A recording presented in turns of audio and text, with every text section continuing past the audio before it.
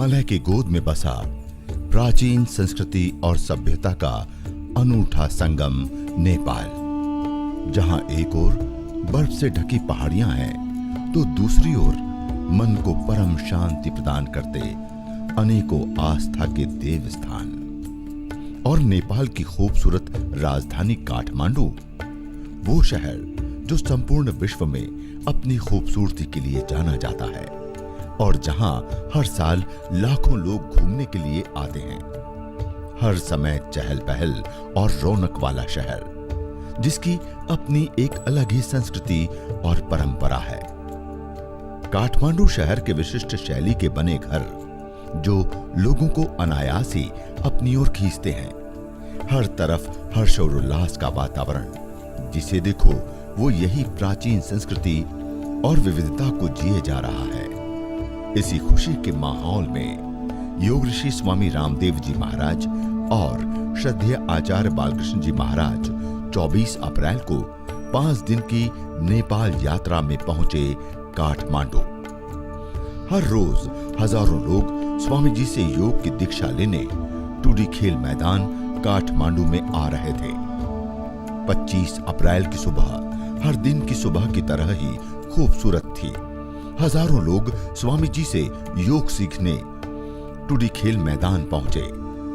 नेपाल के कोने कोने से आए हजारों लोगों को योग की दीक्षा देने के बाद स्वामी जी एवं आचार्य जी पहुंचे नेपाल जैन समाज द्वारा आयोजित कार्यक्रम में हिस्सा लेने, जहां पर हजारों की संख्या में लोग पहुंचे थे।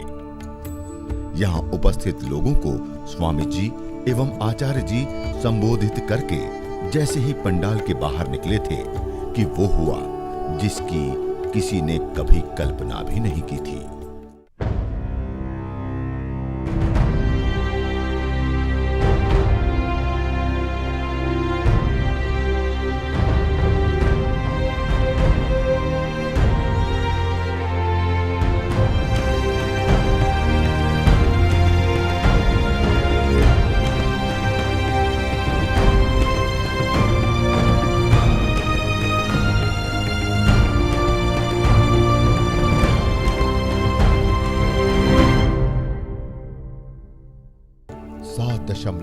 रेक्टर स्केल पर आए भयंकर विनाशकारी भूकंप से पूरा नेपाल हिलने लगा।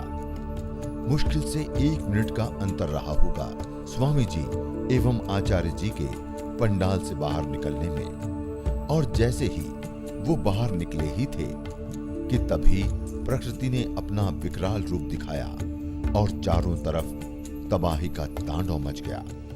यदि थोड़ी देर के बाद कार्यक्रम समाप्त हुआ होता तो हजारों लोगों की जान जा सकती थी पंडाल गिरने से व भगदड़ मचने से, पर भगवान की कृपा से ऐसा कुछ नहीं हुआ और हजारों जानें बच गई। गुर्दे में तो ठीक है, आपको सब ठीक है ना?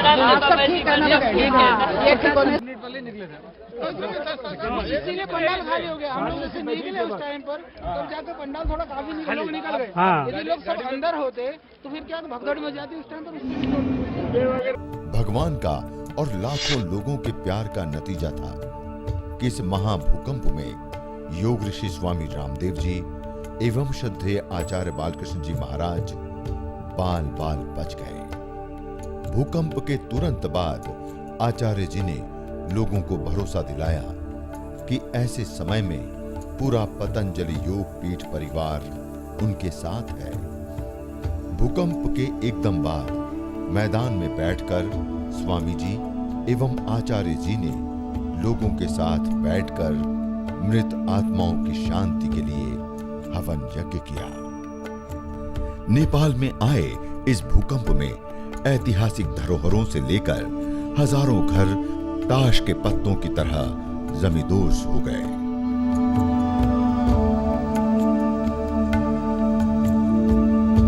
कोई कुछ समझ पाता उससे पहले ही भयानक भूकंप अपना तांडव दिखा चुका था।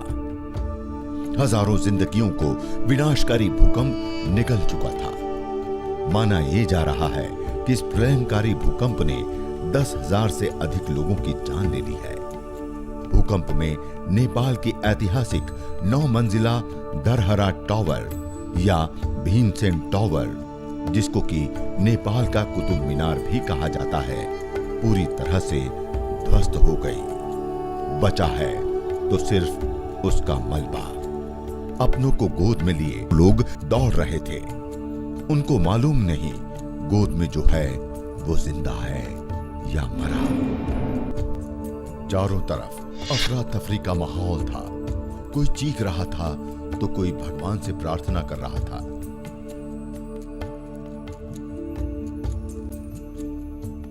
जिधर नजर डालो उधर तबाही का मंजर था। इमारतें जमीन में मिल चुकी थी। नेपाल का अधिकतर हिस्सा ढह चुकी इमारतों और घरों का कब्रिस्तान बन चुका था।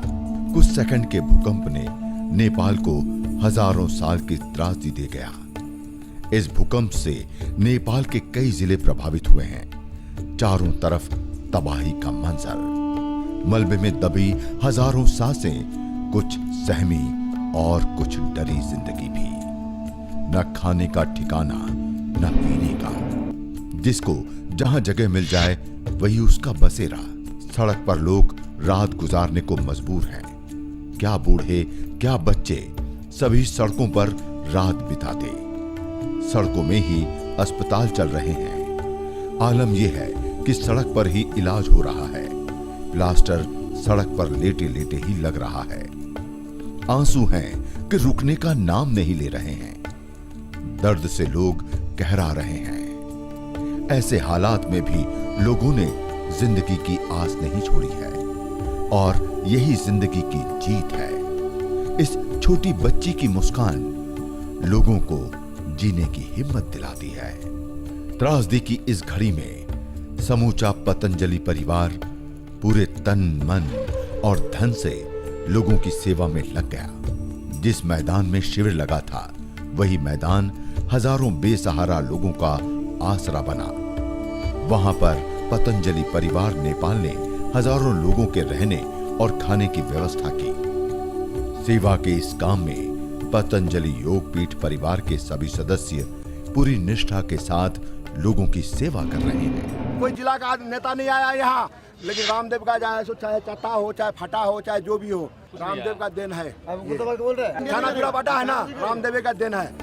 अगले दिन स्वामी जी एवं आचार्य जी के मार्गदर्शन में रेड क्रॉस और पतंजलि द्वारा रक्तदान शिविर लगाया गया। इस रक्तदान शिविर में खुद स्वामी जी एवं आचार्य जी ने घायलों और पीड़ितों के लिए रक्तदान किया और बाकी लोगों को भी रक्तदान के लिए प्रेरित किया। पतंजलि योगपीठ नेपाल की ओर से लोगों के खाने पीने व रहने की तात्कालिक व्यवस्था की गई। स्वामी जी ने कहा कि नेपाल के लोगों को चिंता करने की जरूरत नहीं है। पूरा पतंजलि परिवार यहाँ पर सेवा का काम करता रहेगा और जो भी जरूरत होगी उसको पूरा करेगा। और सेवा के ये काम तब तक जारी रहेंगे जब तक नेपाल के लोगों को उसकी जरूरत होगी। इसके साथ ही स्वामी जी ने कहा कि नेपाल में पतंजलि के खुलने वाले आयुर्वेद कॉलेज को फिलहाल के लिए स्थगित करके उसकी जगह पर भूकंप में अपनों से हमेशा के लिए बिछुड़ चुके अनाथ और निराश्रित बच्चों के लिए रहने और शिक्षा की व्यवस्था की जाएगी। ठीक वैसे ही जैसे उत्तराखंड आपदा में बेघर बच्चों के लिए उत्तराखंड में की गई है। मृत परिवारों के जो बच्चे हैं जिनका कोई नहीं है दुनिया में संभालने के लिए, उन भूकंप से पीड़ित मृत परिवारों के जो बच्चे हैं, ऐसे मृतक माता पिता के बच्चों को पतंजलि योगपीठ गोद लेगा और उनको भोजन, आवास, शिक्षा, संस्कार देकर के एक अच्छे नागरिक के तौर पर, एक संस्कारित जिम्मेदार नागरिक के तौर पर उनको तैयार करेगा। हम उनकी जिंदगी में जो दुख आ चुका है उसको तो मिटा नहीं सकते, लेकिन उन बच्चों के जिंदगी में हम अंधेरा नहीं आने देंगे। ये काम हमने उत्तराखंड में भी किया था। जब उत्तराखंड में त्रासदी आई तो वहां पतंजलि सेवाश्रम चल रहा है और लगभग 100 से ज्यादा बच्चे वहां पर उनका भोजन, आवास, शिक्षा, संस्कार का हमने व्यवस्था किया। अभी बहुत बड़ा आश्रम मूल्या में बन रहा। अभी हमने एक होटल किराए पर लिया हुआ था। हमने यहाँ पतंजलि योगपीठ नेपाल की तरफ से तय किया है कि यहाँ पर हमने अभी एक आयुर्वेदिक कॉलेज बनाया था। हम अभी आयुर्वेद कॉलेज का उद्घाटन करने वाले थे। इस शिविर के दौरान यहाँ देख रहे हैं, यहाँ 50,000 से ज्यादा लोग हर दिन योग के लिए आ रहे थे। 2 दिन शिविर चला, तीसरे दिन त्रासदी होगी। अब उस आयुर्वेद कॉलेज का कार्यक्रम हमने स्थगित किया है, उसको हम बाद में विचार करेंगे। वहीं ये पतंजलि सेवाश्रम चलेगा, जहां इस आपदा से पीड़ित जो भी बच्चे हैं उसको हम यहाँ पर गोद लेंगे और उनको आगे शिक्षा संस्कार देंगे। नेपाल और भारत की सरहदें और राजनीतिक व्यवस्था भले ही अलग हों, लेकिन मानवता और सेवा धर्म की कोई सीमा नहीं होती। पतंजलि योग पीठ परिवार ने नेपाल की इस त्रासदी में संपूर्ण रूप से पहले दिन से ही निस्वार्थ सेवा का काम शुरू कर दिया था, स्वामी जी एवं आचार्य जी के मार्गदर्शन में। नेपाल में भूकंप प्रभावित क्षेत्रों के साथ साथ अस्पतालों में आचार्य जी ने दौरा किया। संत निवास मंडिकाटार से सबसे पहले आचार्य जी गए पीड़ितों का दुख दर्द जानने अस्पताल। अस्पतालों में यह आलम था कि वहां मरीजों के लिए जगह नहीं बची थी, तो सड़कों और पेड़ों के नीचे ही मरीजों का इलाज हो रहा है। इन सभी लोगों से आचार्य जी मिले और उनको भरोसा दिलाया कि दुख की इस घड़ी में पूरा पतंजलि योग पीठ परिवार उनके साथ है और जो भी जरूरत होगी वो पतंजलि योग पीठ परिवार पूरा करेगा।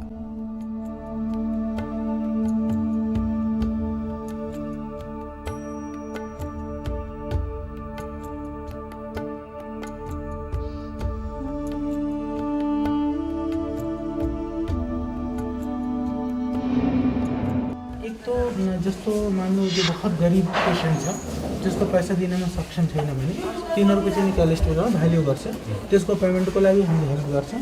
यदि इमर्जेन्सी मेडिसिनहरूको चाहिँ एकदम कमी छ भने त्यसको लिस्ट बनाउनु इन्डियाबाट हामीले चाहिँ गर्दैछौँ। हाम्रो एउटा गाडी दबाईको रातसम्म पुग्छ, बाँकी पनि अब गाडीबाट बनेपा कामरे में पतंजलि योग पीठ के योग भवन में भूकंप पीड़ितों को आश्रय दिया गया है और उनका वहां इलाज चल रहा है। यहाँ के मरीजों से भी आचार्य जी मिले और उनको सांत्वना देते हुए कहा कि आप सबकी हर संभव मदद की जाएगी।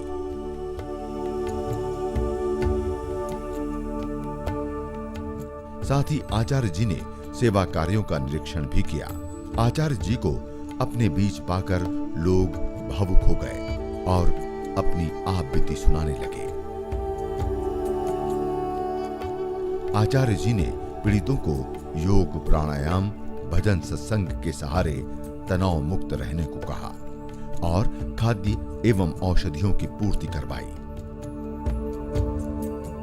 इसके बाद आचार्य जी पहुंचे धूलीखेल काठमांडू विश्वविद्यालय अस्पताल। यहां पर भी मंजर बाकी अस्पतालों जैसा ही था। जहां नजर डालो वहां त्रासदी में घायल रोते बिलखते लोग। यहाँ पर आचार्य जी ने घायल मरीजों का हालचाल जाना और मदद का भरोसा दिलाया। जो यही नहीं गरेको अब यस्तोलाई अब मेजर ओटी हो तर हामी माइनर नै भन्छौँ। अब यो पिन लगाएर तानिराखेको छ हैन, अब यसलाई चाहिँ अब यसको अपरेसन नै गर्नुपर्छ। सबै यस्तो छ, खाना प्रमाणहरू छ भने पनि अब उहाँहरूलाई खानेको व्यवस्था छैन। तपाईँ घर कहाँ? सिन्धुपाल्चोक। अहिले घरमा के भएको थियो? घरमा त अब सबै केही छैन। अब यही काम गर्नु, चिन्ता नगर्नु। यहाँ हस्पिटलबाट ठिक भएपछि फेरि हामी राख्ने व्यवस्था गर्छौँ। त्यसपछि पनि त्यो कम्बलसम्म हामी त्यो गर्छौँ। त्यो तुरन्त यहाँबाट एक कोअर्डिनेट भयो नि, हामी अब हजुर जति जस्तो ठिक भइसक्यो, घर छैन, तिनीहरूले कहाँ गर्ने? हस्पिटल खाली गर्ने, तिनीहरूले चाहिँ उनीहरूले शिफ्ट गरिहाल्छ यहाँ। चौरीमा ट्याक्कै मिलाएर खानासाना व्यवस्था हामीले त्यो गर्छौँ। जहिलेसम्म पनि त्यो हामीले गर्छौँ। जतिजना भए पनि 500, 600, 1000 जति भइदिन। आचार्य जी ने डॉक्टरों से बातचीत की और काम को सराहा। हामीले धेरै डिस्टर्ब गर्दैनौँ, हामीले हेरेर आएको अन्यत्र पनि थुप्रै हस्पिटलहरू हामी घुमौँ, परन्तु तपाईँहरूको यहाँको जो व्यवस्था र जो भावना र जो सेवा र जो बाँकी चिज हेऱ्यौँ, मलाई मनमा एउटा एक शब्दमा भन्यो भने मलाई अत्यन्त सन्तुष्टि और हृदय कहीं न कहीं त्यो हेरेर सबै व्यवस्थालाई देखेर बहुत गर्व भयो मलाई। किन भन्दा बाँकी काठमाडौँको हस्पिटलहरूमा बाँकी व्यवस्थामा पनि हेरेको, कहीं न कहीं अलि अस्तव्यस्त छ। यति प्रेसर यहाँ पेसेन्टको कम छैन, यहाँ खूब पेसेन्टको प्रेसर छ। त्यो प्रेसरमा पनि तपाईँहरू सब टिम भावनाले और जब टिम लिडर उसको भिजन क्लियर हुन्छ भने बाँकीलाई काम गर्न सुविधा हुन्छ। त्यो चाहिँ मैले यहाँ देखेँ। जति व्यवस्था इन्फ्रास्ट्रक्चर जति ठुलो छ त्योभन्दा धेरै ठुलो काम भइरहेछ यहाँ। तो म त त्यति नै हो हेर्न आएको। बाँकी चाहिँ नि जो पनि पतञ्जलिबाट सहयोग संस्थाकोबाट केही हामीले गर्न सक्छौँ भने हामी रेडी छौँ। बाँकी जग्गा त दबाईहरू पनि थिएन, मैले इन्डियाबाट दबाईको लागि अर्डर गरिदिइसकेँ। यहाँ पत्ता गरेको अहिलेको लागि त छ, अलिक अगाडिको लागि पनि। और जस्तो थुप्रैहरूको घर चाहिँ नि छँदै छैन, ट्रिटमेन्ट भएपछि कहाँ जाने त्यसको लागि पनि हामीले व्यवस्था गरिदिउँ कि तिनीहरूलाई रहन खान, पछि चाहिँ नि जो पनि त्रिपाल और कम्बलहरूको व्यवस्था। और जति पनि बच्चाहरू चाहिँ नि चाहे बाबुहरू नानीहरू जति पनि अनाथ भएका उनीहरू सबलाई आवास, भोजन, एजुकेसन सबै राम्रो व्यवस्था गर्नको लागि पुरा पतञ्जलि प्रतिबद्ध छ।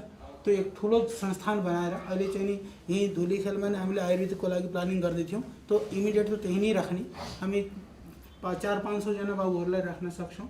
बाँकी अरू धेरै भए पनि त्यो पनि गरेर हामीले गर्ने। त्यो तपाईँहरूले जो गरेको भावनामा हाम्रो एउटा सानो आहुतिको प्रयास छ। दैव सहयोगले म यहीँ थिएँ, नेपालमा नै, काठमाडौँमा नै, हालाकि 2 साल 3 साल पछि आएको म। तो फेरि पनि मेरो भावना छ और जति पनि हुन सक्छ जस्तो सबको एउटा हामीले कति गर्न सक्छौँ यो कुरा महत्त्वपूर्ण हैन, हाम्रो सामर्थ्य जति थियो त्यसमा हामीले कति गर्यौँ त्यो महत्त्वपूर्ण हो। तो तपाईँहरूले आफ्नो 100% दिनुभएछ, त्योभन्दा राम्रो केही हुन सक्दैन। सबैलाई दिनु, हामी पनि त्यसको पार्ट हो, यो दैवी आपदा हो। तो बस सिर्फ कि डिस्टर्ब नगरेर हामी केही मिलेर जाउँ 1 मिनट भनेर सिर्फ हामी आएको। तो धेरै राम्रो लाग्यो व्यवस्था पेसेन्टहरूसित मिलेर।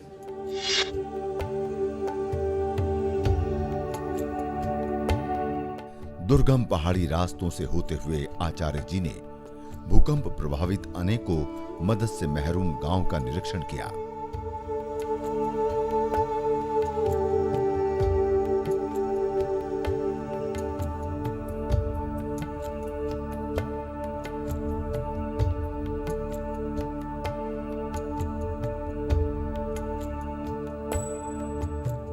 भूकंप के बाद पूरा का पूरा कामरे सीपाघाट गांव उजड़ी बस्ती में तब्दील हो चुका है।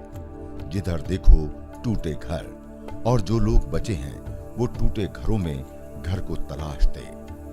गांव में आचार्य जी ने पीड़ित गांव वालों से बात की और मदद का भरोसा दिलाया।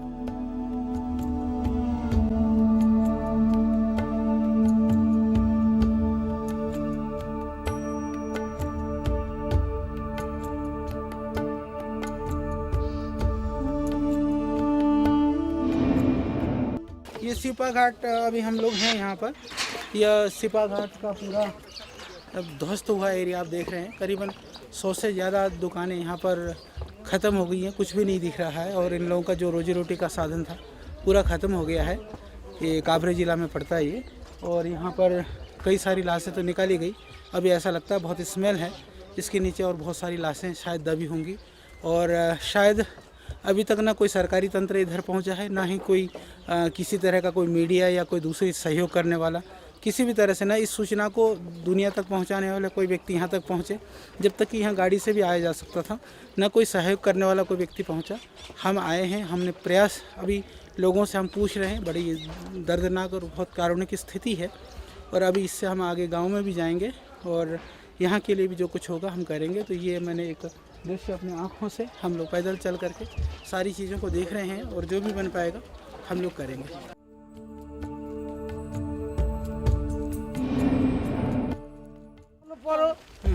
यदि भएको यसो प्राण ईश्वरको पानी त तर खाएर बस्ने एउटा बाघ एउटा घाँस बाघ थियो सास रह्यो। अब यसो पानी त खानु पर्यो, अब के गर्ने कसो गर्ने। अब पानी ल्याउँछ ठुला बडाले थोरै भर्छ। अब तपाईँहरूको हातले दिनुभयो भने पाउँछ नत्र हामीले पाउँदैन।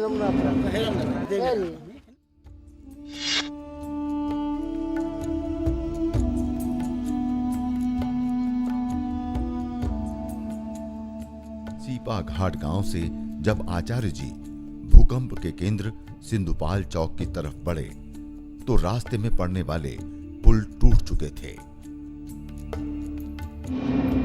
अभी हम काभ्रे प्लान्चोक जिल्ला तरेर तो ये पार कर करके ये काभ्रे पलांचोक जिला को सामने पूरा पहाड़ी पूरा एरिया देखिए। अच्छा, पूरा एरिया बहुत ध्वस्त है, बहुत सारे एरिया में पहाड़ों में इंटीरियर में जहाँ जा भी नहीं सकते। हम लोग काभ्रे से पार कर करके अभी सिंधु पलांचोक ज़िले में इंद्रावती नदी, ये नदी दिख रही है, ये नदी पार कर करके हम लोग, वो पुल भी टूट गया है, आगे पुल का रास्ता भी नहीं है, पार करके अभी हम पैदल जा रहे हैं। और आप देख रहे हैं कि उधर काभ्रे में भी बहुत सारी कैजुअल्टी हुई है।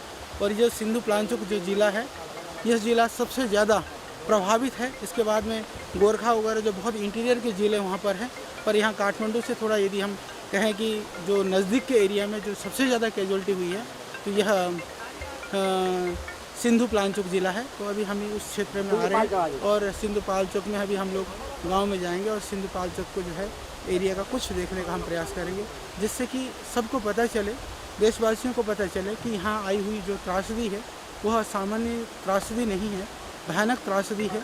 और त्रासदी से भी ज़्यादा भयानक है यहाँ पर सही समय पर किसी भी तरह से राहत कार्य का न होना, सही समय पर किसी भी तरह से सहयोग न पहुंचना, सही समय पर लाशों को न निकलना। अभी तो त्रासदी हुई है, न जाने त्रासदी के बाद होने वाली जो भयानक स्थितियां आप देख रहे हैं। ये गांव की तरफ से आता हुआ पानी है, झरने हैं, नदी है, सब प्रदूषित हो चुके हैं, यहाँ पर पानी नहीं है। कितने लोग अभी काल कवलित होंगे, तो जितने बच गए हैं उनको हम लोग बचा सकें, ये बड़ी बात होगी। और हम पूरी दिल से, पूरी भावना से, और मैं कहूँगा कि पतंजलि योगपीठ परिवार से जुड़े लाखों लोग इस महाभीषण त्रासदी में, ये हमारे पड़ोसी भाई हैं, हमारे पास के लोग हैं, संस्कृति भावनाओं से और दिलों से हमारे साथ हैं। इन लोगों के लिए हम लोग कुछ कर पाएंगे तो हमारी भावनाएं हैं, और जितना बन पाएगा। और जो भी एक ये जो भयानक दृश्य है, उस दृश्य का एक झलक हमने आपको दिखाने का प्रयास किया है।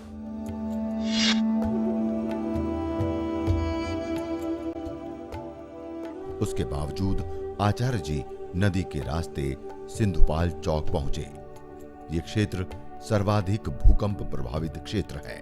खतरनाक पहाड़ी रास्ते पर आचार्य जी के हौसले चट्टान की तरह मजबूत थे और उन्हें पीड़ित लोगों से मिलना है तो मिलना है। ढोतार गांव में काफी संख्या में बच्चे एवं बुजुर्गों ने तंबुओं में शरण ले रखी थी। शरीर पर ना तो वस्त्र थे, न खाने को भोजन।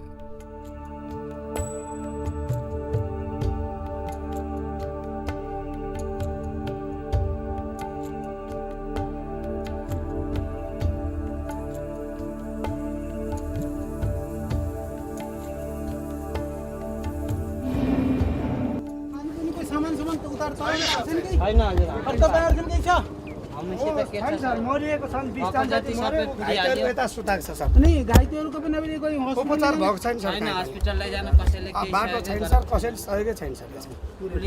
सिरियस कति रोगी छ हजुर, सिरियस जना ज्यादा घाइते भएको छ? धेरै घाइतेलाई हामीले मरिसक्यो होइन। अब घाइतेहरू नहीं ज्यादा घाइते भएकोलाई के गर्नु, हाम्रो एक गाडी खाली कर देंगे ना, यो उसको उठा करके उनले जाते हड्डी भाँचेको छ। यो कतिजना साथी छ? एकजना दुई तीन जना छ सर। तो दुईजना बोकेर तलसम्म पुर्याउनु सक्छौ? तो बोकेर पुर्याउ, हामीले उठाएर लैजान्छौँ। हजुरहरुको गाडी हाम्रो अहिले यही बस्ती गएर बसेछौँ, यो टोल सबैको होइन। अनि उता सर भनेर हामीले अब हामीले किनकि बिहान बेलुका त्यो तीनजना को छ देखो हजुरलाई कहाँ तपाईलाई कहाँ लाग्छ? हाँ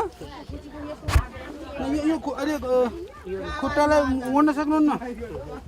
हाँ खुट्टाले नै, अनि यो पछाडि हड्डी नि त्यो। अच्छा, अनि वहाँ नहीं एक तो बाँचिएछ पछि।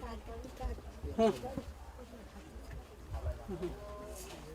हामीले गरम लाग्यो, यसलाई पनि बोकेर लैजाउँ। कसले बोकाउँछ? बोक्छौँ हामी, यहाँ छौँ भाइ छोराहरू त्यो सबै छौँ सर। तिमीहरू कतिजना? चारजना भयो नि अहिले?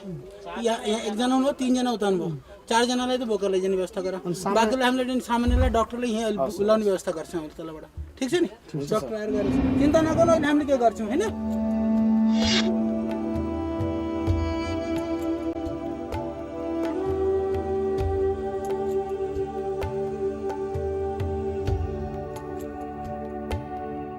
हम लोग अभी ढोटार गांव में हैं। ढोटार गांव का एक पहाड़ के तलहटी में स्थित गांव है।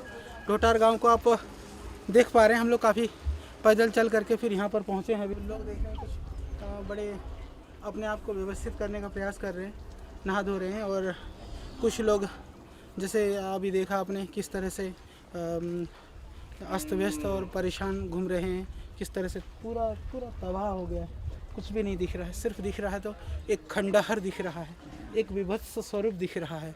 और यहाँ पर बहुत सारे लोग अभी दबे हुए भी हैं मलबे के नीचे, बहुत सारे लोग निकाले गए हैं, बहुत सारे जानवर दबे हुए हैं। कुछ सेकंड का भूकंप कई दशक के लिए पीड़ा दे करके गया और सब कुछ तबाह हो गया। जिन लोगों के पास कम संसाधन और कम ही उस पर जीवन निर्वहन करने वाले लोग, उन सब लोगों के लिए एक भयानक स्थिति है और जितना हो सके इनके लिए करें।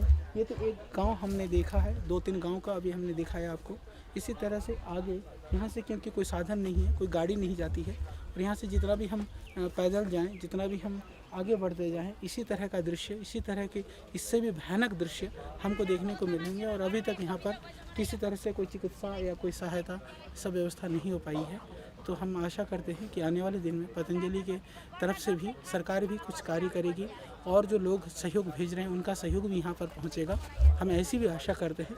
और पतंजलि की तरफ से भी जो कुछ भी हो पाएगा हम लोग इन लोगों के लिए अवश्य करेंगे और बहुत शीघ्र करेंगे। इसके लिए आप सब आगे आइए और इस पीड़ा को, इस पीड़ा की घड़ी को, इस पीड़ा में दर्द में कहराते हुए लोगों के लिए कुछ मलहम बनने का हम उपाय करें।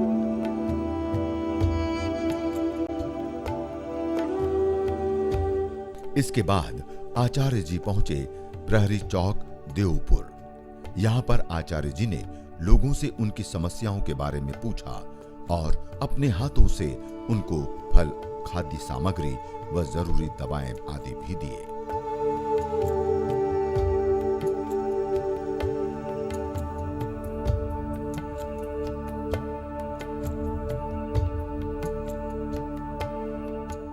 इसके बाद आचार्य जी का काफिला सड़क मार्ग से आगे बढ़ा और पहुंचा मेलमची। सिंधुपाल चौक का ये मेलंची नगर पालिका का क्षेत्र है। हम लोगों ने जैसे नीचे देखा था पूरी गाड़ियां दबी पड़ी हैं और वहाँ लोग, कई सारे लोग दबे पड़े। इसी तरह से यहाँ पर आसपास की बस्ती के लोग हैं और पूरे चारों तरफ जो गांव दिखाई दे रहे हैं उन गाँव में भी अभी सैकड़ों लोग दबे हो सकते हैं उनकी संख्या हज़ारों की संख्या में भी हो। और अभी कोई राहत या कोई इस तरह की स्थिति यहाँ दिखाई नहीं दे रही है। या अपने प्रयास से लोग आकर के भी बैठे हुए हैं, न तो कोई तिरपाल वगैरह की व्यवस्था भी नहीं है। मौसम भी कुछ ख़राब है, बारिश होने की संभावना भी है। और अब ये दिख रहा है कि कुछ दिन तो ये काट लेंगे, पर यदि कोई व्यवस्था नहीं हो पाई तो महामारी भी फैलने की संभावना रहेगी। जितने लोग दबे हुए हैं, पानी भी दूषित हो चुका है, हवा भी दूषित हो चुकी है और ये लोग पूरी तरह से परेशान हैं। तो जल्दी से जल्दी कोई ना कोई उपाय कर लेना चाहिए। जहाँ भी देखो, जितना इंटीरियर में जाते हैं, जितना लोगों से मिलते हैं, जितना लोगों से बात करते हैं, उतना ही मन दुखी होता है, उतनी ही एक कष्ट की अनुभूति होती है। फिर भी मानवीय संवेदना के लिए हम कुछ कर सकें और हम लोग जितना जल्दी हो सके इस एरिया में, हमने आज 2 जिलों का विशेष करके काभरे और सिंधु प्लांचोक दो जिलों का हमने भ्रमण किया। ताकि पहले काठमांडू वगैरह उसके आसपास के क्षेत्र को भी देखा था और उधर और भी जिलों की सूचनाएं हैं। तो बहुत ही दर्दनाक और दयनीय स्थिति है। जल्दी से जल्दी कुछ करना चाहिए। इन सबकी चेहरे की मासूमियत और इनकी पीड़ा को देख करके लगता है कि पत्थर हृदय भी कुछ करने के लिए सोचेगा, वो कुछ करने के लिए ज़रूर सोचेगा कि इस अवसर पर, इस विषम परिस्थिति में हमारा जो भी योगदान हो सके हमको करना चाहिए। ये गांव भी भूकंप से पूरी तरह तबाह हो चुका है।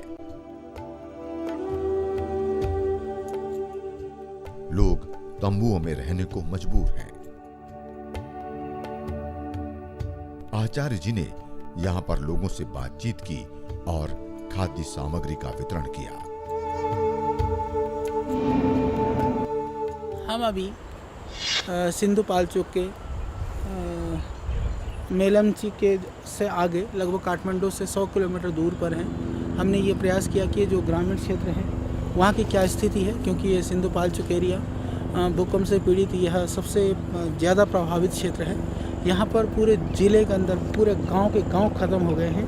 और मेरे सामने आप देख सकते हैं, मेरे जैसे आप मेरे बाएं हाथ की तरफ देख रहे हैं, ये पूरे गांव मकान पीछे तक जो भी दिख रहे हैं, आप थोड़ा सा देख पा रहे होंगे कि एक भी घर कोई साबुत नहीं बचा है। इसी तरह से आप देखेंगे मेरे पीछे की तरफ, आप देखिए पूरे पहाड़ पे जितने घर, जितने गांव दिखाई दे रहे हैं, ऐसा लगता है बिल्कुल भुताहा हो गया है, सुनसान हो गया है और ऐसा लगता है कि यहाँ सब कुछ खाली हो गया है, यहाँ कुछ भी नहीं बचा हुआ है। हालांकि थोड़ा बहुत अभी प्रशासन से, शासन से अभी आपने देखा जैसा अभी एक हेलीकॉप्टर गया, इसी तरह से कहीं थोड़ा बहुत काम हो रहा है। जहाँ हम खड़े हैं इस एरिया में बहुत सारे लोग दबे हुए हैं और जहाँ भी बहुत तेज़ स्मेल है, ऐसा लगता है कि कोई ना कोई जानवर या कोई आदमी यहाँ भी दबा हुआ है। तो सारे पशु कितने मरे, क्योंकि पशु पर निर्भर हैं लोग, यहाँ के पर कृषि पर निर्भर हैं लोग, तो पशु भी सब लगभग ख़त्म हो गए, उनका घर भी ख़त्म हो गया। जो उन्होंने एक तिनका जोड़ा था वो एक क्षण में सब कुछ सुहा हो गया। यहाँ कुछ भी नहीं दिख रहा।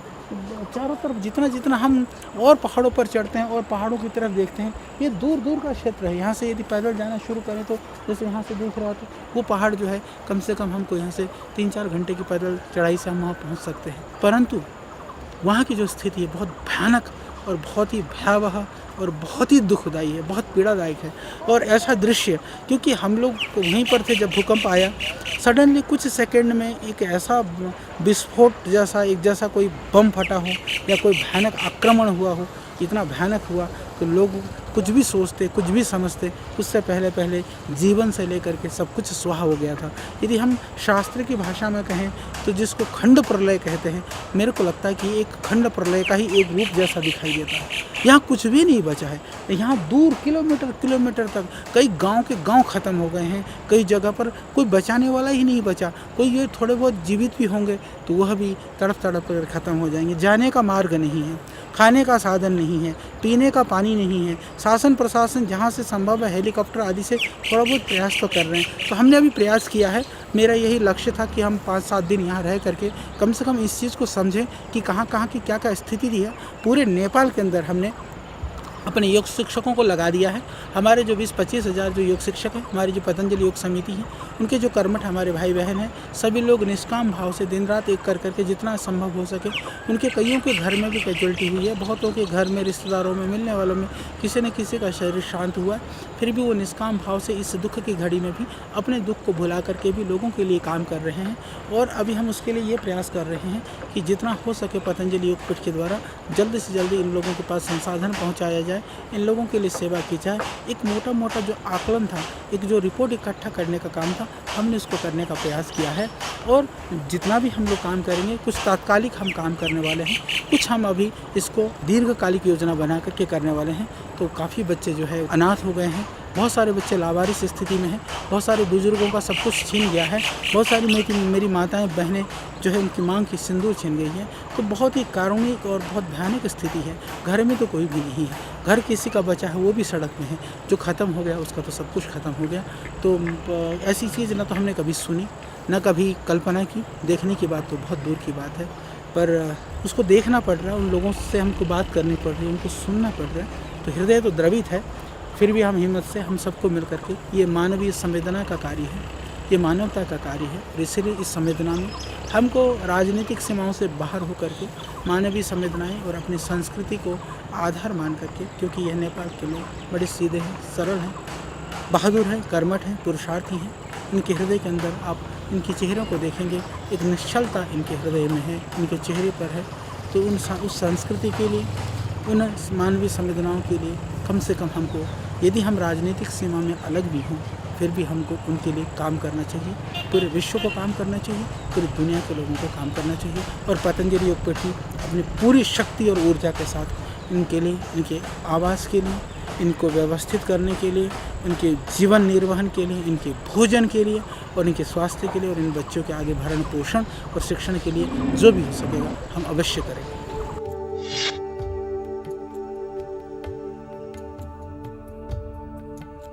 अगले दिन आचार्य जी पहुंचे ग्रैंड इंटरनेशनल अस्पताल। यहां पर आचार्य जी ने पीड़ितों से मुलाकात की और डॉक्टर से मीटिंग की और ज्यादा से ज्यादा पीड़ित तक मदद पहुंचाने की योजना बनाई।